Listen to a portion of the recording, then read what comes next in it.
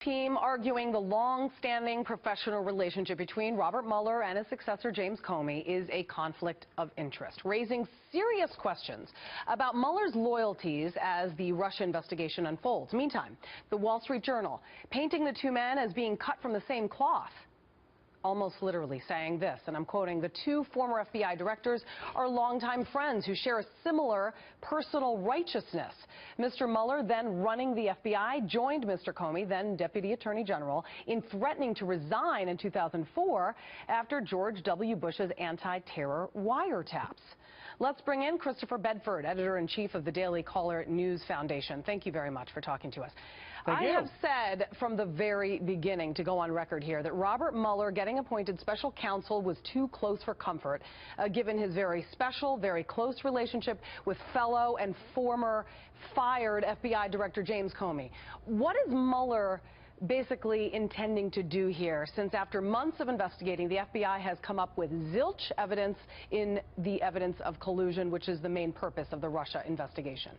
You really do have to wonder about that. Obstruction of what exactly? They're saying it's obstruction of justice, but all of the things that we're talking about, whether you want to talk about the Jeff Sessions hearing where a former senator who deals in foreign relations had contacts with the foreign government, or you want to talk about his Trump's son-in-law's business dealings or past things that Donald Trump did, or you want to talk about this obstruction of justice, the problem is there's the core of this, how it all got started.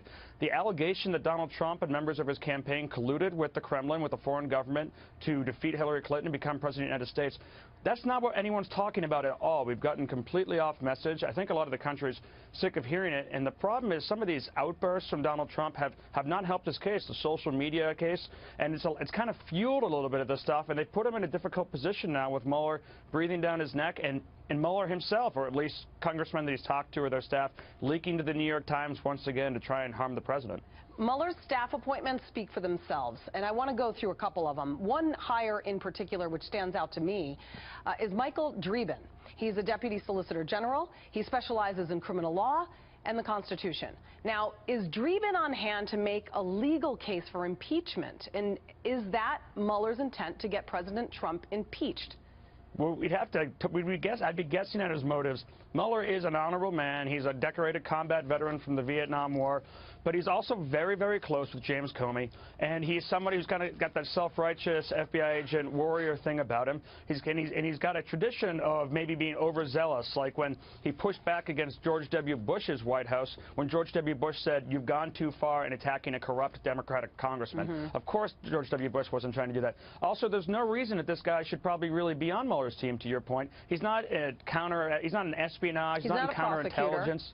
It looks like he's trying to build, his skill set is building a case for impeachment, and there's going to be a lot of pressure on Mueller in Washington, D.C., in the swamp, to make that case. Obstruction of justice, you say. Obstruction of what? Then also this week it was revealed through more leaks that Trump is being investigated for not only obstruction of justice, but it was also revealed this week by the Washington Post that Mueller is, quote, investigating the finances and business dealings of Jared Kushner.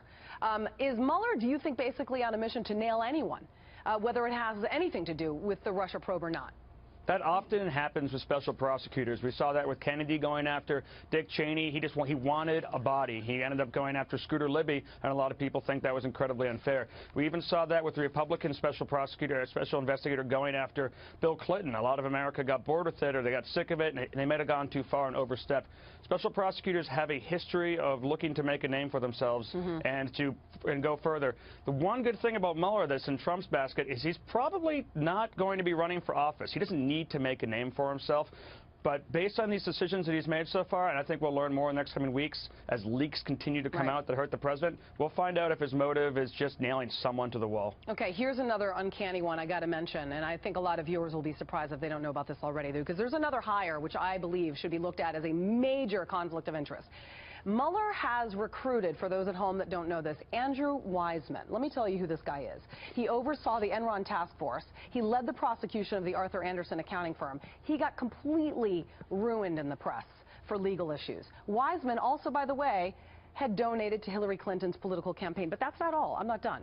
He was highly criticized for his legal conduct by, guess what paper? The New York Observer newspaper. Hey, guess who owned the Observer at the time?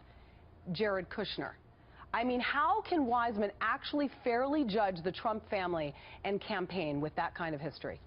Yeah, if you're a lawyer trying to select a jury, these are not the guys you would want on it. No. The problem for Donald Trump is his hands are a little bit tied. He can force a firing of Mueller, but That wouldn't look good, though. It would be bad optics.